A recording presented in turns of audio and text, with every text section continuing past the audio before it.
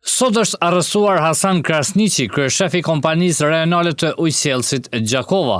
Prokuroria Speciale e Republikës së Kosovës në bashkëpunim me Drejtorinë për hetimet e krimeve ekonomike dhe korrupsionit gjatë një operacioni policor kanë bastisur 2 lokacione në Gjakovë, një në shtëpinë e Hasan Krasniqit dhe një në zyrën e tij në KRU Gjakova.